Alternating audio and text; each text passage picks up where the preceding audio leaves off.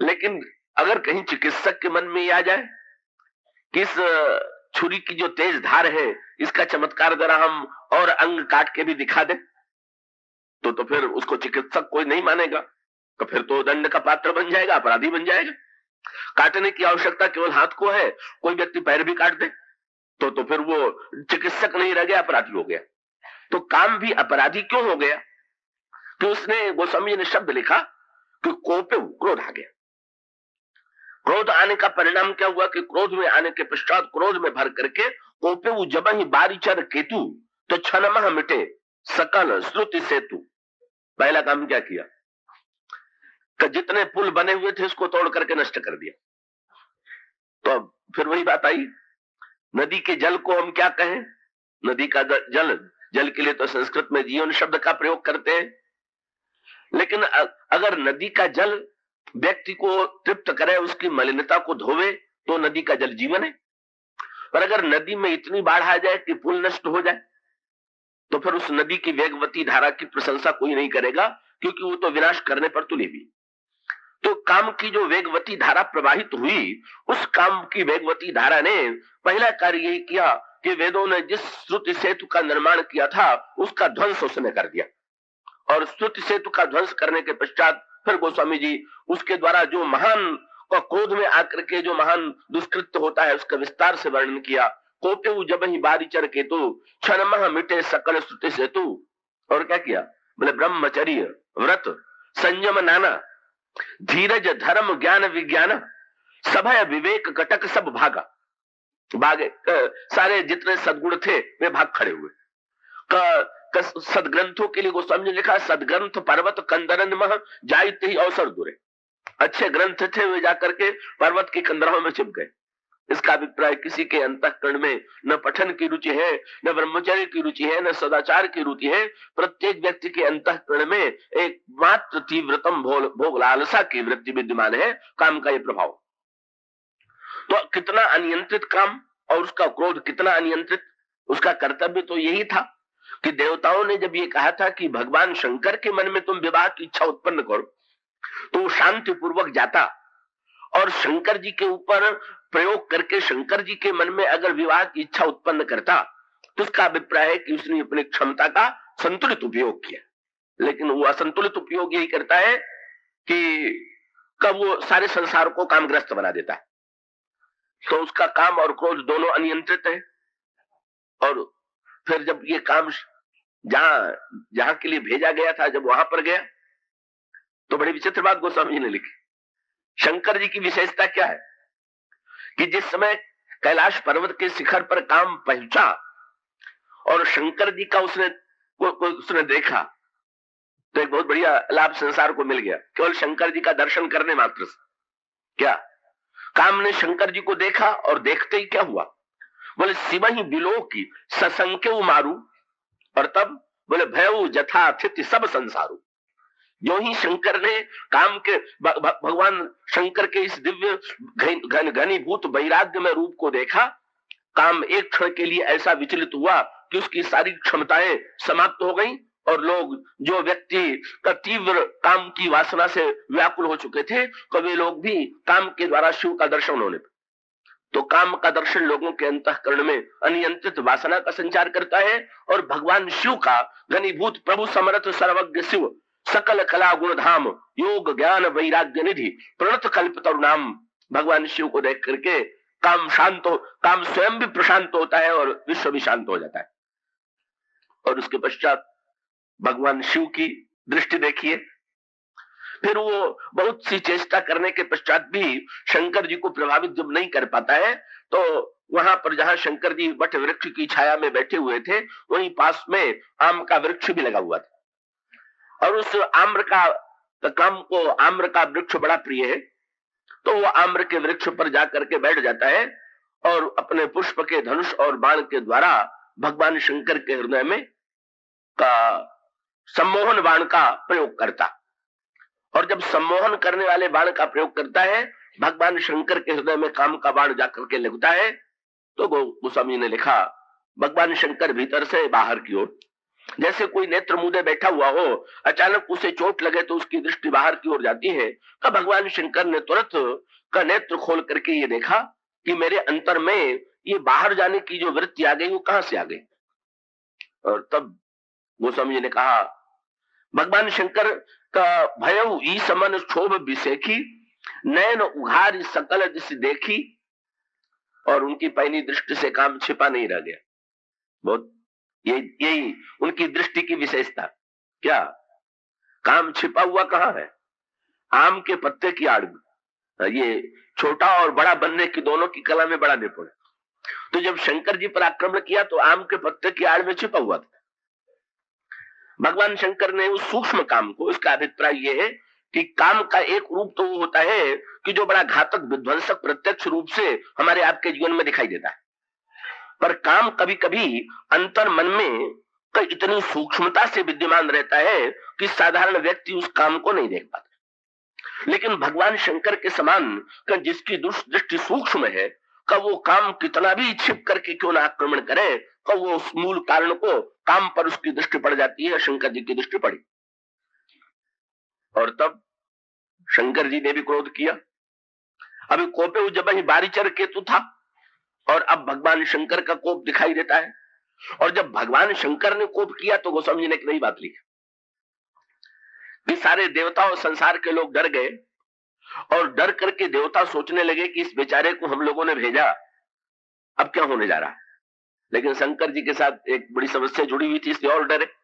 क्या कि देवताओं को लगा कि शंकर जी तृतीय नेत्र खोलने वाले, और तृतीय नेत्र के खोलने के लिए ये कहा जाता है कि जब प्रलय काल में सारी सृष्टि को मिटाना होता है तब भगवान शंकर तीसरी आंख खोलते हैं और तभी सारी सृष्टि पूरी तरह से जल करके नष्ट हो जाती।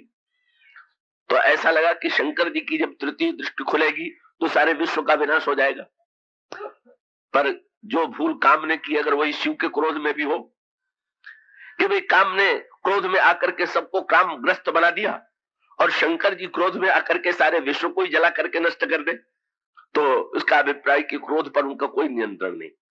का आकाश में देवताओं ने तुरंत भगवान शंकर से यही कहा, क्रोधम प्रभु संगर संहरेति, महाराज कृपा कीजिए, कृपा कीजिए, आप क्रोध का उपसंहार कीजिए, शांत हो जाइए। उन्हें आश्चर्य हो रहा था, पर भगवान शंकर नियंत्रित कितने हैं, उनका क्रोध कितना सूक्ष्म और नियंत्रित है, काम से बिल्कुल उल्टी प्रकृति है।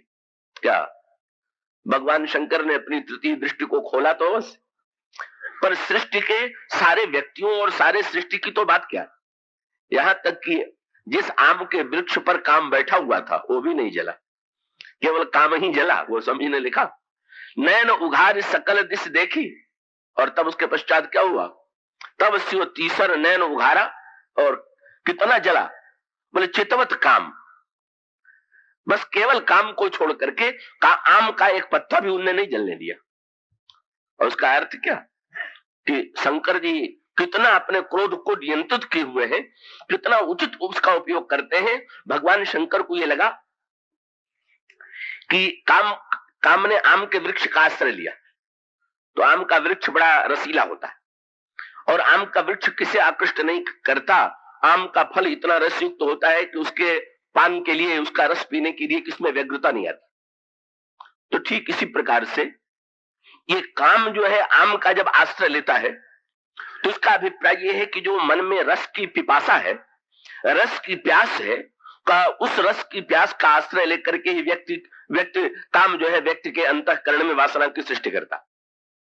और भगवान शंकर को क्या लगता कि नहीं, काम इस रस की प्यास का दुरुपयोग करता है, पर इस रस की प्यास का सदुपयोग भी तो हो सकता है। और उसका अभिप्राय क्या, तो काम जो है वो भी आम के वृक्ष का आश्रय लेता है।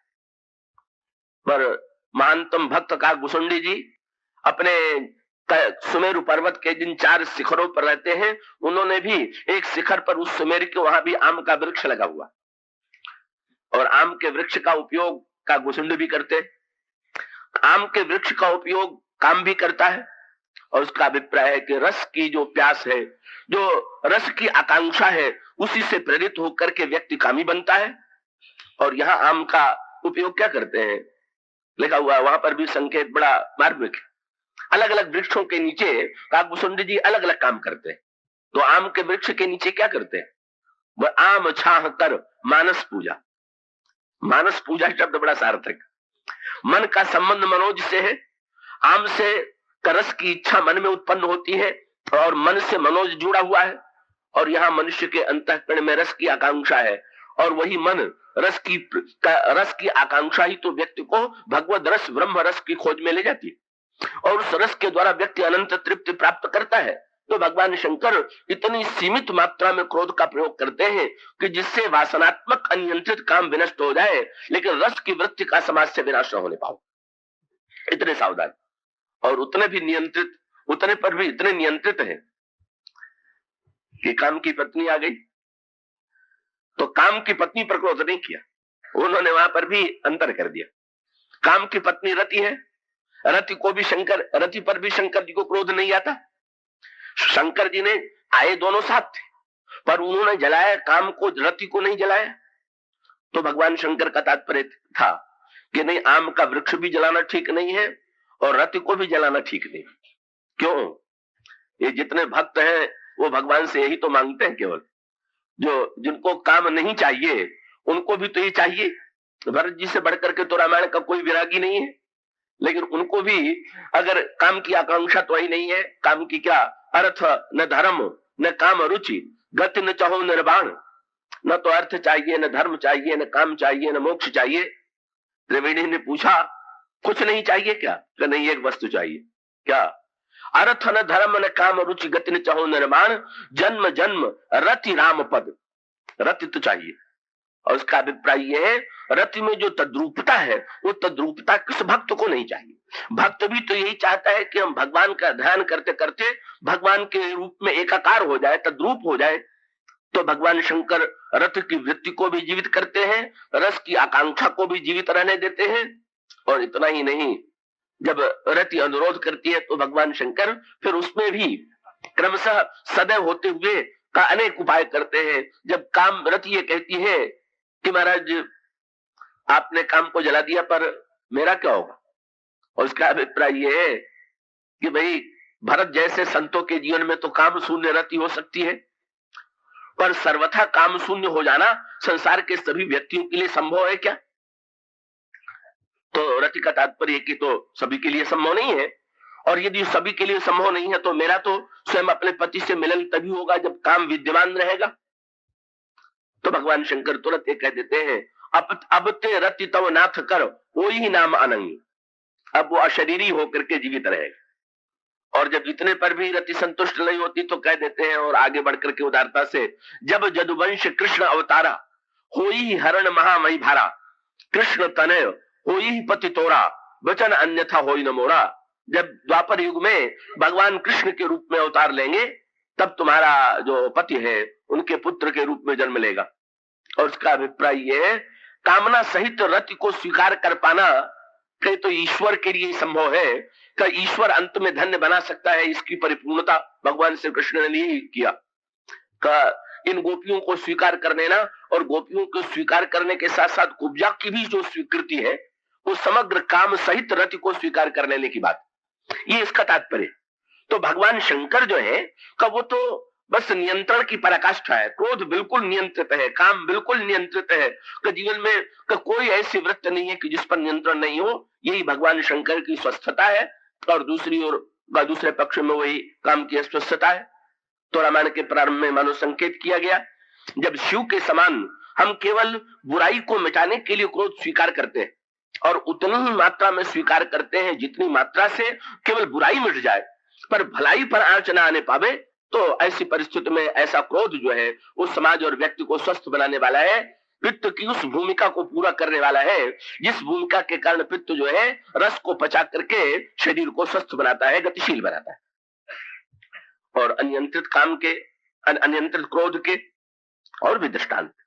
और अनियंत्रित क्रोध समाज के लिए कितना घातक हो सकता है। बुरे, सबसे बुरे क्रोध का परिचय तो मिलता है रावण के चरित्र में। रावण के जीवन में सारे पात्रों में अनियंत्रित क्रोध की जो पराकाष्ठा है वो रावण का चरित्र है। इसलिए रामायण में एक संकेत किया गया कि भाई कुछ भले लोग भी ऐसे होते हैं कि जिनको स्वस्थ व्यक्तियों को भी तो कभी ज्वर आ जाता है, तो भले व्यक्ति भी कभी कभी ऐसा दिखाई देता है कि क्रोध में भर गए, ऐसा लगा कि उनके व्यवहार को देख करके कम से कम भले व्यक्तियों में काम और लोभ की उतनी तीव्र प्रवृत्ति न सामने आ सके तो क्रोध तो दिखाई देता है, और क्रोध जो दिखाई देता है उस क्रोध के पीछे भी समाज में बुराई मिटाने के लिए और भलाई की तीव्र आकांक्षा। जैसे परिवार में जिसके मन में ये संस्कार है कि हमारे परिवार का प्रत्येक सदस्य अच्छा बने, कोई बुरा कार्य न करे, तो फिर ऐसी परिस्थिति में कभी कभी भला व्यक्ति भी क्रोध करता हुआ दिखाई देता है। तो जहां पर ऐसी स्थिति में क्रोध को स्वीकार करने की वृत्ति है, वहां पर क्रोध की सार्थकता हो सकती है। पर जहां पर क्रोध केवल विनाशकारी है, कहो तो रावण के चरित्र में, पर ऐसे प्रसंगों में जहां पर भला व्यक्ति भी क्रोध कर रहा हो, पर अगर वो क्रोध का प्रयोग उचित मात्रा में न करे तो क्रोध जो है एक व्यक्ति के लिए नहीं। जैसे क्रोध में आकर के अगर कोई व्यक्ति किसी का घर फूंक दे, और मान लीजिए जिस घर में आग लगाई गई वो बड़े बुरे व्यक्ति का घर है, लेकिन आग की समस्या क्या है कि भले ही उसने एक घर में आग लगाई हो, पर भले व्यक्ति के साथ साथ बुरे व्यक्ति के साथ भले व्यक्तियों का घर भी तो वही आसपास होगा। तो एक बार आग लगाने के बाद उसके लिए संभव है क्या कि वो आग को नियंत्रित कर सके कि एक घर जले और घर न जले? ये हो नहीं पाता। ये भूल यहाँ पर हुई, और उसकी कितनी तीव्र प्रतिक्रिया रावण के रूप में हुई। क्रोध जो है स्वयं प्रतिक्रिया है, और क्रोध की प्रतिक्रिया क्रमशः एक दूसरे में का एक व्यक्ति क्रोध करता है, दूसरा व्यक्ति उस क्रोध को देख करके बदले में क्रोध करता है, और इस तरह से क्रोध की प्रतिक्रिया जो है वो समाज में व्याप्त हो जाती है। इसका दृष्टांत आता है रामायण में प्रताप भानु का चरित्र। प्रताप भानु के अंतर मन में अमर होने की इच्छा उत्पन्न हो गई, सृष्टि में 101 कल्प तक राज्य करने की इच्छा उत्पन्न हुई, और कपटी मुनि ने उसकी इस दुर्बलता का लाभ लिया। कपटी मुनि ने कह दिया कि ऐसा संभव है, लेकिन ऐसा संभव तब है कि जब हम अपने हाथ से अन्न बना करके ब्राह्मणों को खिलावें और ब्राह्मण का प्रसन्न होकर के आशीर्वाद दें, तो उसका परिणाम होगा कि तुम अमर हो जाओगे, तुम्हारी मृत्यु नहीं होगी। और प्रताप भानु उस प्रलोभन में फंस जाता है, स्वीकार कर लेता है, और उसके पश्चात कपट मुनि का मित्र जो कालकेतु है कपट मुनि को वहीं छोड़ देता है, और स्वयं कालकेतु जो है वो योजनाबद्ध रीत से भोजन का निर्माण करता है, और वो भोजन का निर्माण ऐसी पद्धति से करता है कि जिसमें भोजन जो है वो ऐसा लगता है कि जैसे अन्न और फल की वस्तुएं हैं, पर उसमें मांस सम्मिलित था। ब्राह्मण का मांस भी उसमें डाल दिया गया था, और जिस समय सब आमंत्रित विद्वानों को भोजन के लिए बैठा दिया गया उसी समय जब उन लोगों ने भोजन करने का विचार किया तो अचानक आकाशवाणी हुई, भय रसोई भूसुर मासु सब द्विज उठे मान विश्वासु। और आकाशवाणी में एक आदेश मिला, विप्रवृंद उठी उठी गृह जाहू, है बड़ी हानि अन्न जनि खाऊ। ब्राह्मणों आप लोग उठ करके यहाँ से अपने अपने घरों को चले जाइए, और इस अन्न के खाने में बड़ी हानि है, आप लोग मत खाइए। तो भगवान के द्वारा ये जो आकाशवाणी हुई, ये जो संदेश मिला इन विद्वानों को, मुनियों को, अगर इसको इन्होंने सर्वांग रूप से मान लिया होता और अन्न छोड़ करके अपने घरों को चले जाते, तो शायद क्रोध की प्रतिक्रिया का जन्म न होता। लेकिन उन्होंने आकाशवाणी की आधी बात मानी, और आधी बात जो है उस एक प्रतिक्रिया उनके मन में तीव्रतम उत्पन्न हो गई। क्या आकाशवाणी में यही शब्द कहा गया था कि उठी उठी गृह जाओ, अपने घरों को चले जाइए, भोजन मत कीजिए। पर उन्होंने भोजन तो छोड़ ही दिया, पर घर के जाने के पहले वो स्वयं न्याय के सिंहासन पर बैठ गए। और न्यायाधीश की सबसे बड़ी विशेषता क्या होनी चाहिए कि न्यायाधीश जो है स्वयं संतुलित होगा, समत्व में स्थित होगा, तभी ठीक न्याय कर पाएगा। अगर स्वयं न्यायाधीश को क्रोध आ जाए तो तब ऐसी परिस्थिति में वो न्याय नहीं कर पाएगा, तब तो जो करेगा वो बदले की वृत्ति से प्रेरित होगा। तो ब्राह्मणों ने विचारक की भूमिका के स्थान पर बदले की वृत्ति को स्वीकार कर लिया, और वो कहने लगे कि राजन, तूने हम लोगों का धर्म नष्ट करने की चेष्टा की, और साथ साथ ईश्वर को धन्यवाद दिया उन्होंने, ईश्वर राखा धर्म हमारा। लेकिन कहा शंकर जी और कहा इन लोगों का क्रोध? क्या तो ये भी आकाशवाणी ने नहीं कहा था कि प्रताप भानु का कोई दोष है, केवल यही कहा था कि अन्न में मांस मिला हुआ। लेकिन इन लोगों ने जब शाप दिया तो ये कह करके शाप दिया, वो गोस्वामी शब्द कहते हैं कि ईश्वर राखा धर्म हमारा, जय है सितय समेत परिवारा। जाओ तुम्हारा सारा परिवार राक्षस हो जाए। तो सारा परिवार राक्षस हो जाए कि ये बात कोई उचित थी क्या? इतना जो क्रोध आ गया कि उसके सारे परिवार को राक्षस होने का शाप दे दिया गया। वहां पर बहुत बढ़िया गोस्वामी जी ने मनोवैज्ञानिक बात लिखी कि जो ही ब्राह्मणों ने शाप दिया तो ब्राह्मणों ने समझा हमने अपराधी को दंड दिया, लेकिन अचानक फिर से उनको आकाशवाणी सुनाई पड़ी और आकाशवाणी में तुरंत ब्राह्मणों की आलोचना की गई और ये कहा गया कि आप लोगों ने भी जिस समय इन्होंने शाप दे दिया जय से तय समेत परिवारा, तो उस समय आकाशवाणी से सूचना मिली विप्रहु साप विचार ने दी ना। बोले वो विचार शून्य हो गया था तो उसके बदले में आप लोग तो कम से कम विचारक की भूमिका में रहते। एक व्यक्ति विचार शून्य हो जाए और बदले में दूसरा व्यक्ति भी विचार शून्य होकर के आक्रमण करने लगे। एक व्यक्ति लोभ से ग्रस्त है और दूसरा व्यक्ति क्रोध से ग्रस्त हो जाए, दोनों टकराए और टकराने के पश्चात शाप देकर के किसी को राक्षस बना दिया जाए, तो कितना घातक ये ब्राह्मणों का क्रोध हुआ।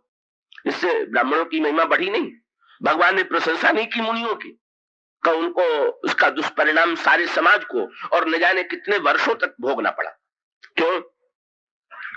जब किसी को कोई राक्षस बना देगा, बुरा बना देगा, तो बुरा व्यक्ति तो बुरा बन करके और भी बुराई करने की चेष्टा करेगा और ऐसी परिस्थिति में का बुरा बनने का परिणाम वही हुआ रावण के जीवन में। यही प्रताप भानु रावण बन जाता है और रावण बन जाने के पश्चात उसका एक ही व्रत था कि मुनियों को खा जाना। काय की प्रतिक्रिया थी वही कि इन लोगों को तो मैं भोजन रहा था तब इन लोगों ने बिना अपराध के शाप दे दिया, मैं इन्हीं को खा जाऊंगा। देखे अभी हमारा क्या करते हैं। ये क्रोध की हिंसक प्रतिक्रिया ये रावण के चरित्र में विद्यमान होती है। भगवान राम जब देखते हैं तो रावण की क्रोध की प्रतिक्रिया दिखाई देती है। दंडकारण्य में मुनियों की हड्डियों का ढेर लगा हुआ है और भगवान पूछते हैं कि ये हड्डियों का ढेर कैसा है, तो मुनि लोग आंखों में आंसू भर करके कहते हैं निश्चर निकर मुनि का खाए। मुनियों को निशाचरों ने खा लिया, पर विचित्र विडंबना तो यह है कि निशाचरों का निर्माण भी तो मुनियों ने ही किया था। अपना ही निर्माण अपने को खा जाए का ये बड़ी विचित्र स्थिति है, पर ऐसा होता है।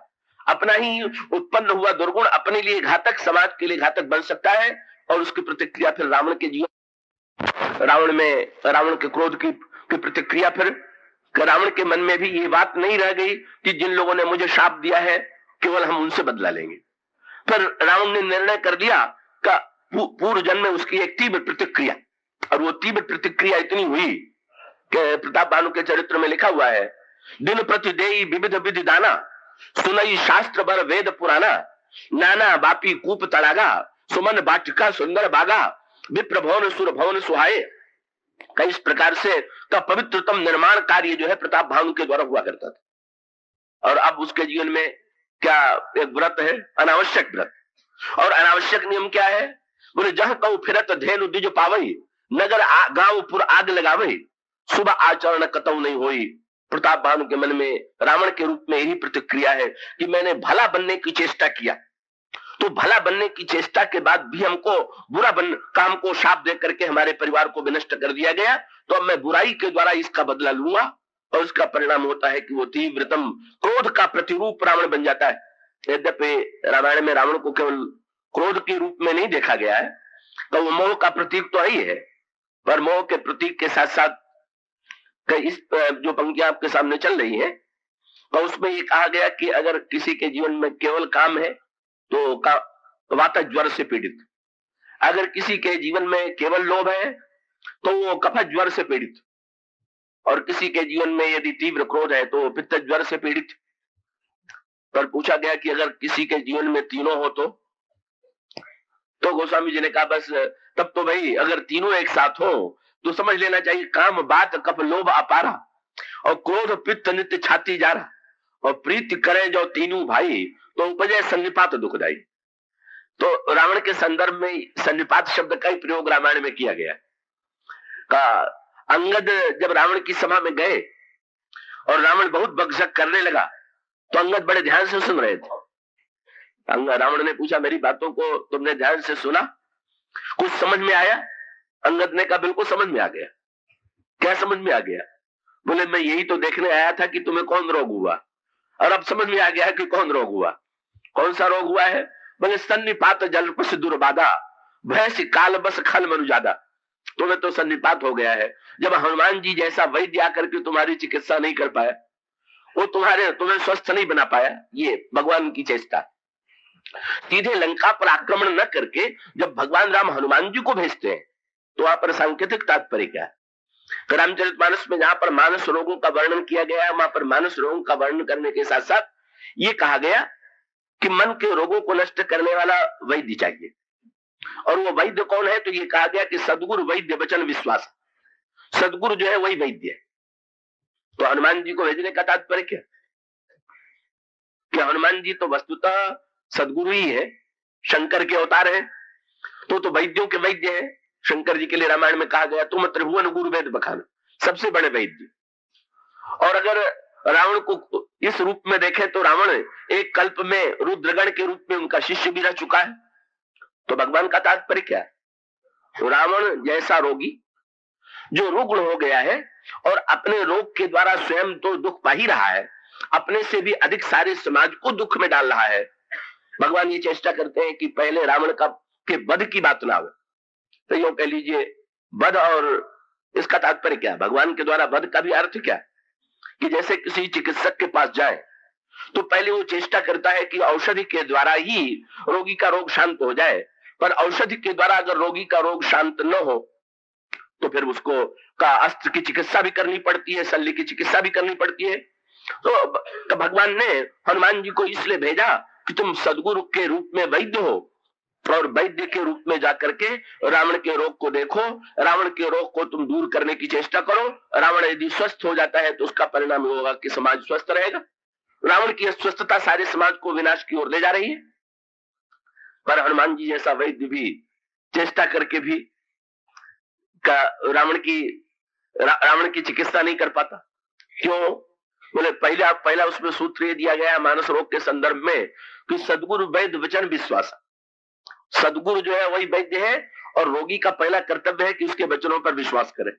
और यहाँ क्या समस्या है? हनुमान जी रावण को समझाते रहे, हनुमान जी ने रोग को पकड़ लिया और रोग को पकड़ करके कहा, एक एक हनुमान जी ने निर्णय किया अगर ये रोग रावण का एक बार नष्ट हो जाए तो अन्य रोग फिर नष्ट हो जाएंगे। और हनुमान जी ने तुरंत रावण से अनुरोध किया, बोला बस तुम एक ही वस्तु छोड़ दो, और कुछ छोड़ने के लिए मैं नहीं कहता, बाद में देखा जाएगा। क्या? बोले मोह मूल बहुशूल प्रद त्याग उत्तम अभिमान। यहां तक कि हनुमान जी इतने उदार है कि जैसे बहुत कुपथ्य करने वाला रोगी हो तो वैद्य अगर सब कुछ छोड़ देने के लिए कहे तो शायद वो एक बात भी न माने। तो चतुर वैद्य कहता है अच्छा भाई सब न छोड़ सको तो इतना तो छोड़ ही दो। हनुमान जी ने कहा कि और सारे विकारों को न छोड़ सको तो अभिमान तो छोड़ ही दो। और अभिमान में भी एक शब्द जोड़ दिया, त्याग उत्तम अभिमान। चलो सतोगुणी रजोगुणी अभिमान भी न छोड़ पाओ तो कोई बात नहीं है, पर कम से कम तमोगुणी अभिमान तो छोड़ दो। और इसका उत्तर रावण की ओर से क्या मिला? बोले बोला भी हंसी। हनुमान जी की बात सुनकर के रावण हनुमान जी की ओर देख रहा और हंस रहा। भाई आपको वैद्य देखने आवे और आप वैद्य राज की शक्ल देख करके उनकी अगर आकृति कुछ आड़ी टेढ़ी हो और उसको देख करके आपको हंसी आने लगे कि वैद्य का मुंह कितना बेढंगा है, तो वैद्य के मुंह के बेढंगेपन से तो औषधि से कोई संबंध नहीं, उसका ज्ञान बेढंगा नहीं होना चाहिए। लेकिन रावण ने तुरंत हनुमान जी को देख करके कहा, बोला भी हंसी महाअभिमानी, मिला हम ही कभी गुरु बढ़ गया नहीं। अच्छा तो अब मुझे तुम जैसा ज्ञानी गुरु मिला है, तुम आए हो मेरी चिकित्सा कर रहे, तुम मुझे आए हो स्वस्थ करने के लिए।